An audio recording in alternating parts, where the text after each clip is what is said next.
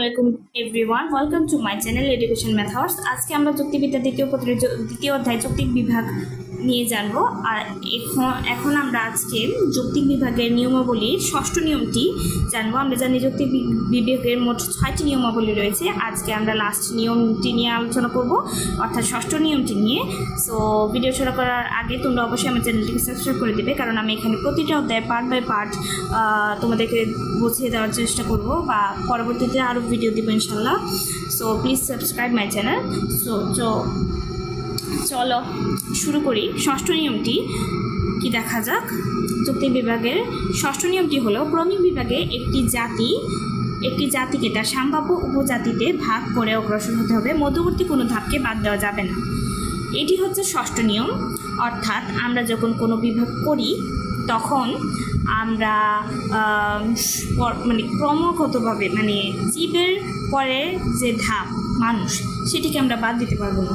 আমরা যদি জীবের পরেই সোজা এটাকে শত অসৎ এইখানে চলে যায়, মানুষ পদটিতে বিভক্ত না হয়ে বা মানুষ পদটিকে বাদ দিয়ে মানুষ ধাপটাকে, তাহলে বিভাগটি ভ্রান্ত হবে এবং উৎক্রান্তি বিভাগের সৃষ্টি হবে।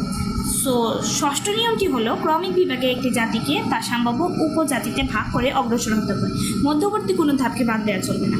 এক্ষেত্রে ষষ্ঠ নিয়ম থেকে আমরা একটি মাত্র বিভাগ অনুপপত্তি পাই, সেটির নাম হলো উৎক্রান্তি বিভাগ অথবা উলম্ফন বিভাগ অনুপপত্তি। উৎক্রান্তি বিভাগ কি উলম্ফন বিভাগ বলে, বা উলম্ফন বিভাগের অপর নাম হচ্ছে উৎক্রান্তি বিভাগ। সো আসো দেখি উৎক্রান্তি বিভাগ কাকে বলে। যৌক্তিক বিভাগের ষষ্ঠ নিয়মটি অমান্য করে যদি কোনো মধ্যবর্তী স্তরকে বাদ দিয়ে বিভাগ করি আমরা, তাহলে বিভাগটি ভ্রান্ত হবে। এরূপ বিভাগকে উৎক্রান্তি বিভাগ বলে। যৌক্তিক বিভাগের ষষ্ঠ নিয়মটি এক্ষেত্রে অমান্য হবে এবং কোনো মধ্যবর্তী স্তরকে যদি আমরা বাদ দিয়ে বিভাগ করে ফেলি, তাহলে উৎক্রান্ত বিভাগের সৃষ্টি হবে। যেমন এই যে আমি একটু আগে তো বলেছিলাম, জীবকে আমরা যদি সরাসরি সৎ ও অসতে বিভাগ করি, তাহলে উৎক্রান্তি বিভাগ অনুপপত্তি ঘটবে অথবা উলম্ফন বিভাগ অনুপপত্তি ঘটবে। কিন্তু আসলে সঠিক বিভাগ হবে জীবকে মানুষ ও অমানুষ এই দুই শ্রেণীতে ভাগ করা। অর্থাৎ জীবের পরবর্তী ধাপ হচ্ছে মানুষ ও অমানুষ, এবং মানুষের পরবর্তী ধাপ হচ্ছে সৎ ও অসৎ। কিন্তু এই ক্ষেত্রে আমরা দেখি জীবকে সৎ ও অসৎ এই দুই ভাগে ডিরেক্ট বিভক্ত করা হয়েছে। এই দুইটি উপজাতিতে মধ্যবর্তী স্তর মানুষ ও অমানুষ ধাপটি এক্ষেত্রে বাদ পড়েছে, যার ফলে